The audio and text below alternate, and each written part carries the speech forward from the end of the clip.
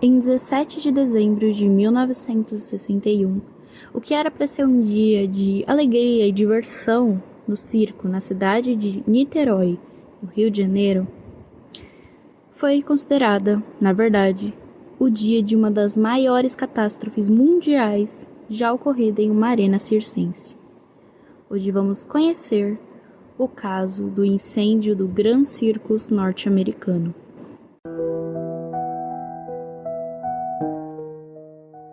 Olá a todos, meu nome é Melissa e esse é o podcast Papo Criminal, onde juntos vamos papear sobre diversos casos do Brasil e do mundo.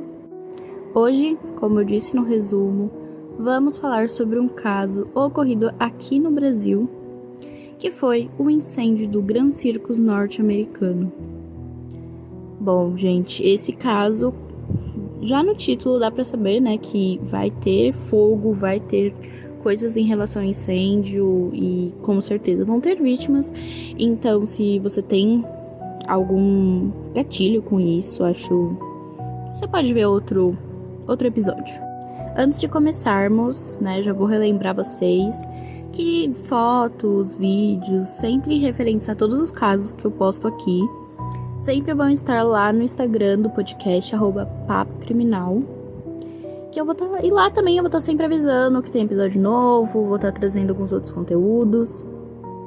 E além do Instagram, a gente tem o perfil do TikTok, que é o @papo.criminal. Então já segue a gente por lá. E sem mais enrolação, galera, vamos ao caso.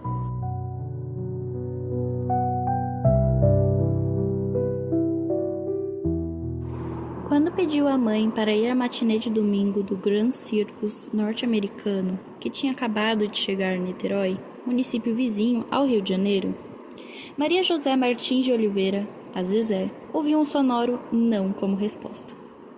Dias antes, Arlete Martins de Oliveira tivera um pesadelo medonho. Sonhou que a filha de 11 anos tinha sofrido um acidente de ônibus e, presa nas ferragens, suplicava por socorro. Alheia aos maus pressentimentos da mãe, Maria José pediu ao pai, Geraldino Leite de Oliveira, que intercedeu em favor da filha. A menina então foi ao circo acompanhada por uma afilhada de batismo da mãe, 9 anos mais velha. A Maria José era aluna do colégio Maria Teresa em São Domingos. Ela voltava para casa em Tribobó, São Gonçalo, quando, na Avenida Feliciano Sodré, viu pela janela do ônibus o desfile de alguns dos 40 artistas do circo, entre palhaços, trapezistas e domadores, e dos seus 150 animais, como leões, girafas e elefantes, pelas ruas de Niterói.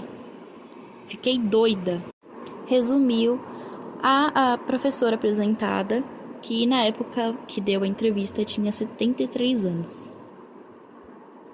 Bom, o Grand Circo chegou a Niterói no dia 8 de dezembro de 1961 e foi montado na Praça do Expedicionário, em frente à Estação Leopoldina. O mastro principal media 17 metros de altura e a lona, feita de algodão e revestida de parafina, pesava 6 toneladas. Os anúncios diziam que era o maior e mais completo circo da América Latina. Tinha cerca de 60 artistas, 20 empregados e 150 animais. O proprietário, Danilo Stevanovic, havia comprado uma lona nova que pesava essas 6 toneladas e era feita de nylon, algodão e revestida de parafina. Era um detalhe importante que fazia parte até da propaganda. Para ajudar na montagem, o dono do circo, o Danilo, contratou 50 operários.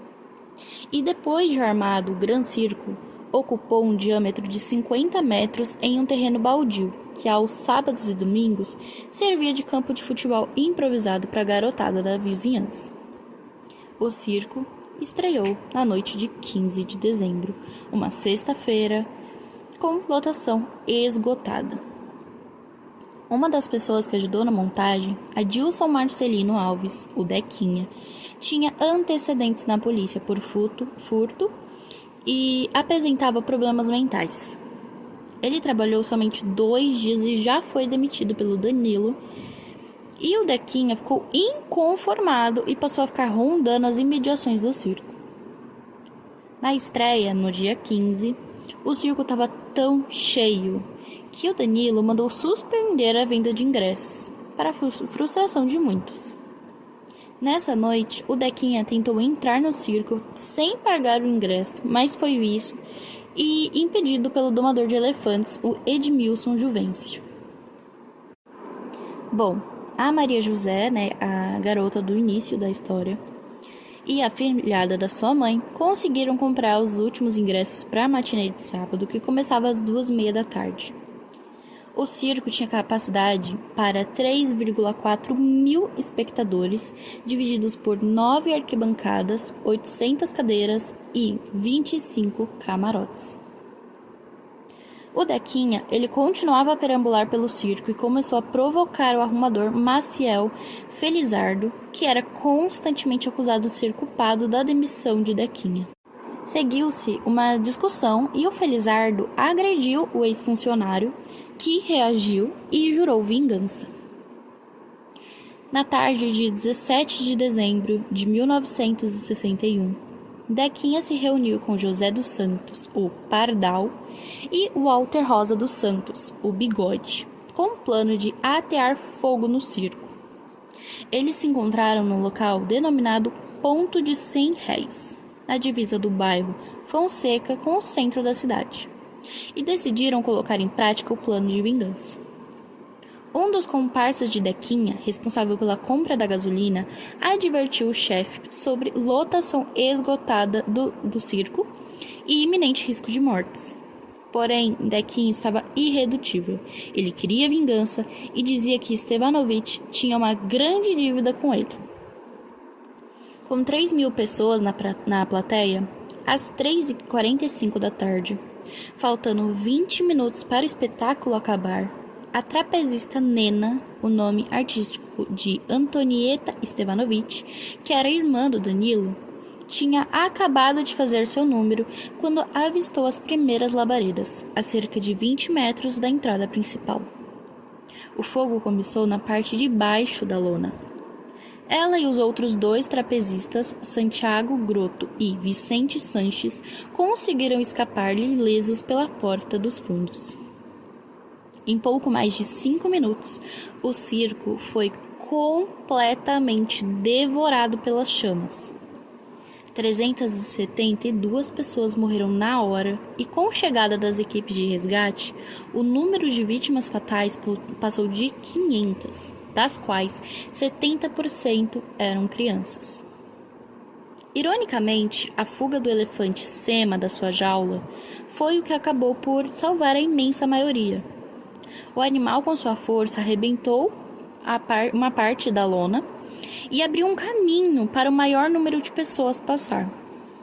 A lona, que chegou a ser anunciada como sendo de nylon, era, na verdade, feita de tecido de algodão revestido com parafina, um material altamente inflamável. Então, assim, eles colocavam nos anúncios que toda a lona era feita de nylon apenas. Só que, na verdade, ela era feita de algodão e parafina. E, obviamente, isso era muito perigoso, mas era um material muito mais barato.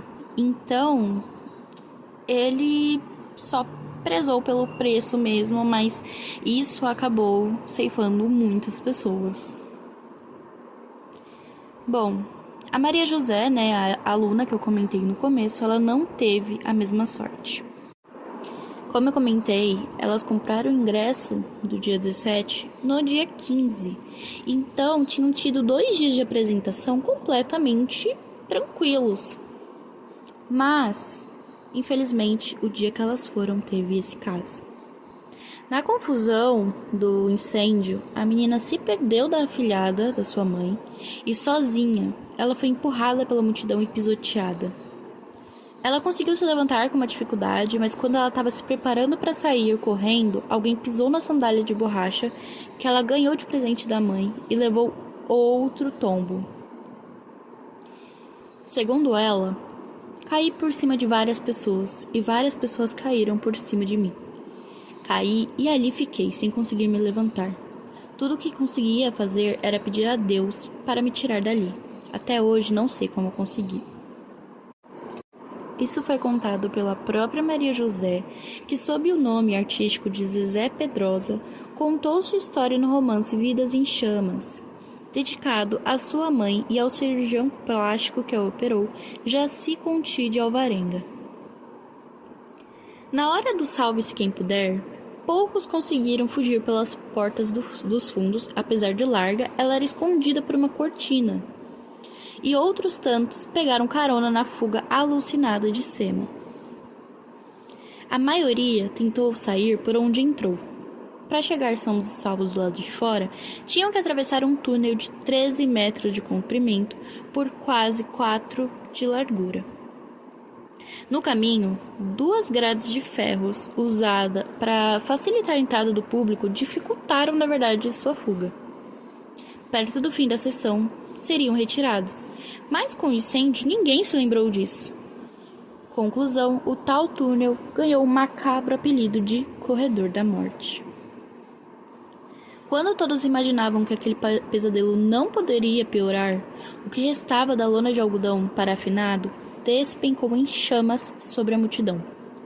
E na ânsia de proteger o rosto, muitos sofreram queimaduras de 3º grau nas mãos e nos braços. Durante o resgate, voluntários quiseram levantar a lona, mas elas foram impedidas pelos bombeiros, porque a manobra poderia arrancar a pele das vítimas incineradas. Infelizmente, por uma mera coincidência, naquele dia, a classe médica do estado do Rio de Janeiro estava em greve e o Hospital Antônio Pedro, o maior de Niterói, estava fechado. A população arrombou a porta e os médicos em greve foram convocados através da rádio. Soldados do Exército Brasileiro compareceram ao hospital de imediato. Médicos de clínicas privadas também foram atender ao hospital. Circos, cinemas e teatros de Niterói, no Rio de Janeiro, e outras cidades vizinhas cancelaram seus shows e espetáculos para averiguar se haveria médicos entre o público. Tal foi a dimensão da catástrofe. Padres também foram convocados emergencialmente para darem a unção dos enfermos, antes chamada de extrema unção, às vítimas que já se sabiam que não tinham qualquer hipótese de sobrevivência. Nos dias seguintes, várias personalidades da elite fluminense brasileira deslocaram-se a Niterói para prestar o máximo de apoio e auxílio às vítimas. Dentro dessas personalidades estava o então presidente João Goulart.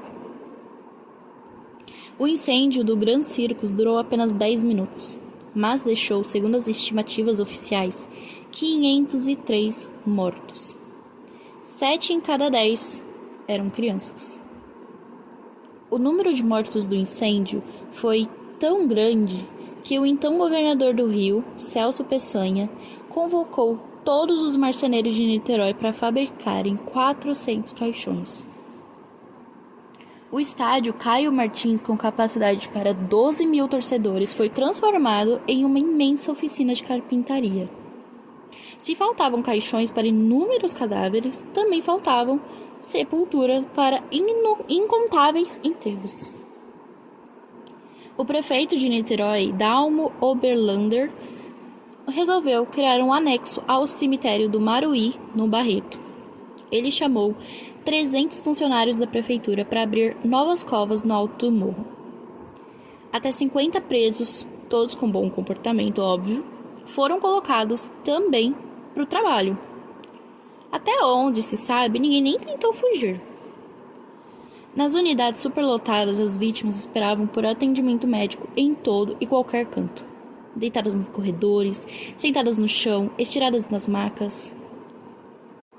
Teve um cirurgião plástico, Ronaldo Pontes, que na época que deu a entrevista, de onde eu peguei essa entrevista, ele tinha 90 anos e ele dava plantão no Hospital Pediátrico Getúlio Vargas Filhos, o Getulinho, no Vão Seca.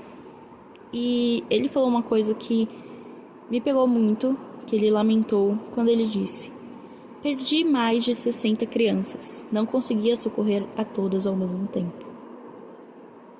E isso é muito verdade, é muito triste de pensar que eles perderam também muitas pessoas porque eles queriam ajudar todas, mas era tanta gente que um médico tinha que atender, 30 pessoas ao mesmo tempo, sabe? Não dava, não tinha como. Bom, com base no depoimento de funcionários do circo que acompanharam as ameaças de Dequinha, ele foi preso em 22 de dezembro de 1961, 5 dias depois da tragédia. Assim como seus cúmplices, Bigode e Pardal. Em seu depoimento à polícia, o Dequinha confessou ter ateado fogo à lona.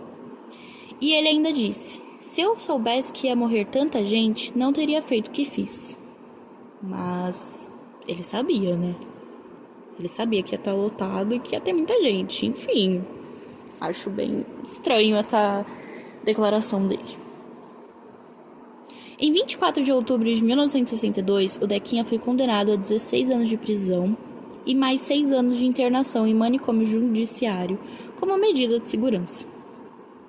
11 anos depois, em 31 de janeiro de 1973, ele fugiu da penitenciária Vieira Ferreira Neto, em Niterói, e foi encontrado morto com 13 tiros no alto do Morro Boa Vista, na mesma cidade.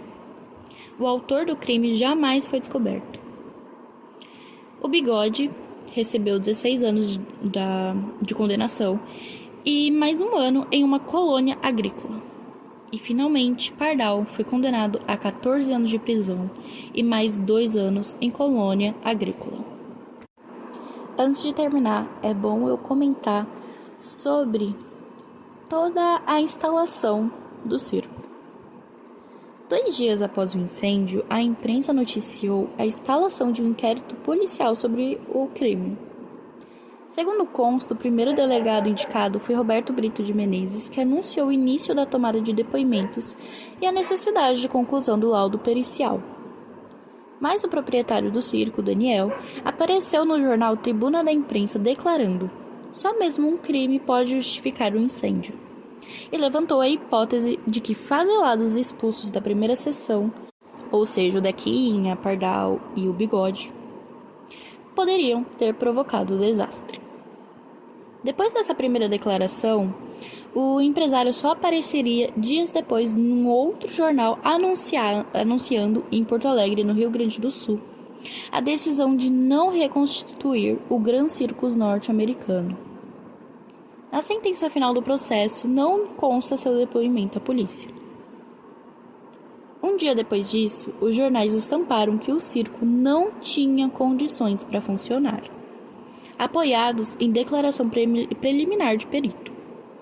A partir daí, ficou apontada nas páginas da imprensa a precariedade das instalações elétricas, a ausência de extintores de incêndio, presença de capim seco nas áreas do circo e a falta de saída para a audiência. Além de se mencionar a questão da negligência da autoridade que havia autorizado o funcionamento do circo. Além disso, os técnicos da perícia teriam informado à imprensa que a propagação do fogo foi facilitada pela parafina inflamável na cobertura da lona, como eu comentei com vocês. O comandante do Corpo de Bombeiros apareceu mais tarde em reportagens de modo a esclarecer que a vistoria considerou boas as condições de segurança da casa de espetáculo, o que havia sido confirmado por visita posterior do comandante Silvio Ribeiro, que foi também citado na matéria. Também o diretor do Serviço de Censura do Estado do Rio apareceu em reportagem, declarando que sua repartição fizera vistoria aprovando as condições de funcionamento do circo. Ou seja, gente, enquanto a imprensa meio que falava sobre o fato de que provavelmente o circo não tinha a estrutura para funcionar, porque não era tão seguro assim, ao mesmo tempo eles estavam falando sobre o Dequinha, o Bigode e o Pardal. Então ficou meio que dividida as pessoas, até a polícia de certa forma, porque alguns estavam ali acreditando que o próprio circo tinha acometido naquilo, sabe? Mas tinha as pessoas que tinham liberado para funcionar, falavam não, tava tudo certo quando a gente fez a vistoria, que não sei o quê. Mas eu acho meio estranho, assim, como que na hora que eles vão ver tá tudo, tipo, não tinha um extintor de incêndio, não tinha nada, e quando eles foram tinha, tipo, pra que eles tirariam tudo isso? Pra que eles, sabe, não faz sentido, enfim. Mas ficou meio que dividida a população, a polícia, em acreditar. Um lado acreditava que o circo em si, por falta de estrutura que tinha feito, aconteceu o incêndio. E do outro lado, eles acreditavam que tinha sido sim o Dequinha e os seus comparsas.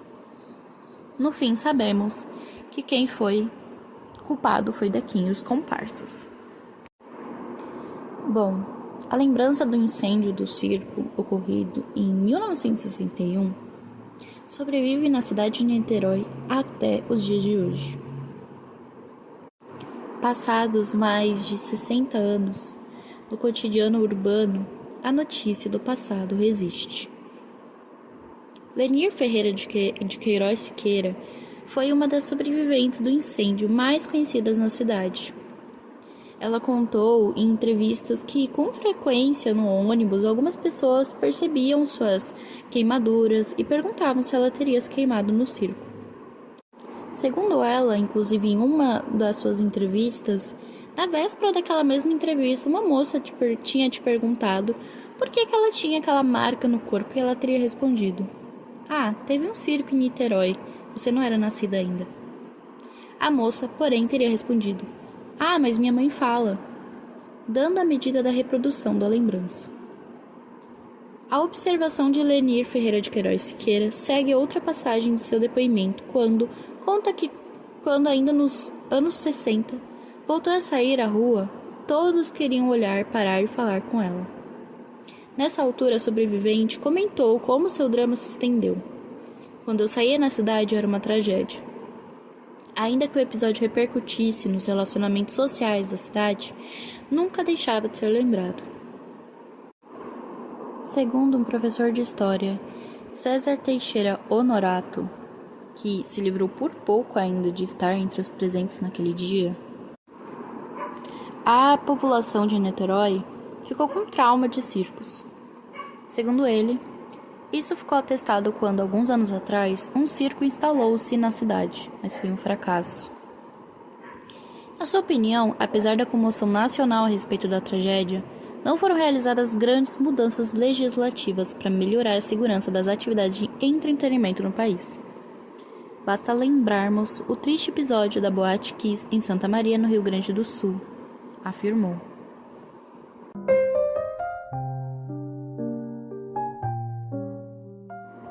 Bom, pessoal, eu quero saber de vocês, no que vocês acreditam.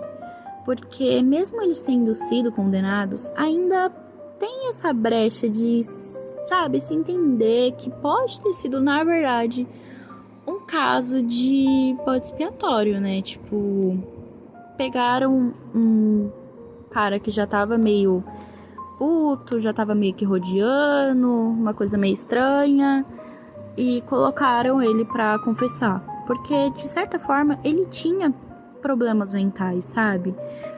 Então, pode ser que ele tenha, tipo, né, falado tudo isso e sei lá, feito alguma coisa, mas, tipo assim, de ficar, né, rodeando lá o local e tal, mas que no dia ele pode apenas, tipo, ter sido um bode expiatório mesmo, que aproveitaram disso para abafar o caso do circo não ter segurança nenhuma. Porque a cobertura da lona era um material extremamente inflamável, não tinha extintores, não tinha uma rota de saída. E assim, na época, claro que não era tão rigoroso quanto hoje, mas também precisavam de uma autorização para funcionar, e eles receberam essa autorização mesmo sem tudo isso, sabe? Então, dá uma brecha pra gente pensar que, na verdade, pode ter sido um incêndio que aconteceu realmente pelo próprio circo, sabe? Mas, de qualquer forma, o Dequinha confessou e tudo mais, mas eu ainda fica essa pulguinha atrás da orelha. Mas e aí? O que vocês acham? Vocês conheciam essa história? Vocês conhecem alguém que já falou dessa história? Alguém que... não sei, um avô que tava na época no Rio de Janeiro e fala sobre isso? Ou conhece ou conheceu alguém que sobreviveu? Eu quero que vocês me contem lá no Instagram, @papocriminal, que eu vou estar esperando vocês pra gente conversar mais um pouquinho sobre esse caso. Porque eu acho que é um caso muito interessante, muito triste, mas que mostra muito como a segurança em locais de entretenimento é muito importante. Inclusive, como o próprio Honorato falou, gente. Tipo, a gente teve o caso da Boate Kiss super recentemente e parece que ainda não é uma questão, sabe? Quantas mais vidas tem que ser ceifadas para que a segurança seja realmente importante para as construtoras, para as produtoras, para tudo isso, sabe? Enfim, vou estar esperando vocês lá. E é isso. Até semana que vem com o próximo episódio.